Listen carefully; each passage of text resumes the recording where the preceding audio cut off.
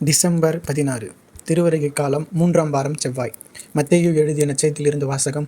அதிகாரம் 21, இறை சொற்றொடர்கள் 28 முதல் 32 முடிய. அக்காலத்தில் இயேசு தலைமை குருக்களையும் மக்களின் மூப்பர்களையும் நோக்கி கூறியது: இந்த நிகழ்ச்சியை பற்றி நீங்கள் என்ன நினைக்கிறீர்கள்? ஒரு மனிதனுக்கு 2 புதல்வர்கள் இருந்தார்கள்.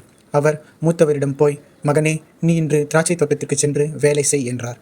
அவர் மறுமொழியாக, நான் போக விரும்பவில்லை என்றார். ஆனால் பிறகு தம் எண்ணத்தை மாற்றிக்கொண்டு போய் வேலை செய்தார். அவர் அடுத்த மகனிடமும் போய் அப்படியே சொன்னார். அவர்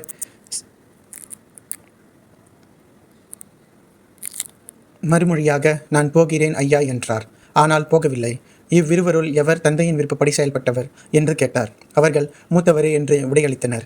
இயேசு அவர்களிடம், வரி தண்டுவோரும் விலை மகளிரும் உங்களுக்கு முன்பாகவே இறையாட்சிக்கு உட்படுவர் என உறுதியாக உங்களுக்கு சொல்கிறேன். ஏனெனில் யோவான் நீதி நெறியை காட்ட உங்களிடம் வந்தார். நீங்களோ அவரை நம்பவில்லை. மாறாக வரி தண்டுவோரும் விலை மகளிரும் அவரை நம்பினர்.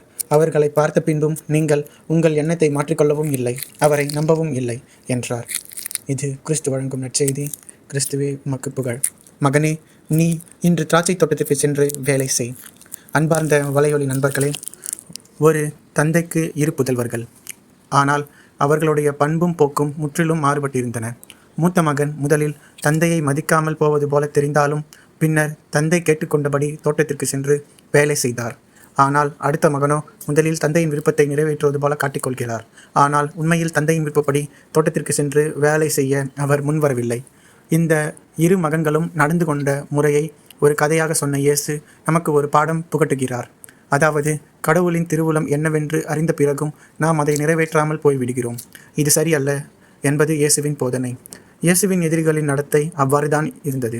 அவர்களுக்கு கடவுளின் திட்டம் மோசே வழங்கிய சட்டம் வழியாக வெளிப்படுத்தப்பட்டது.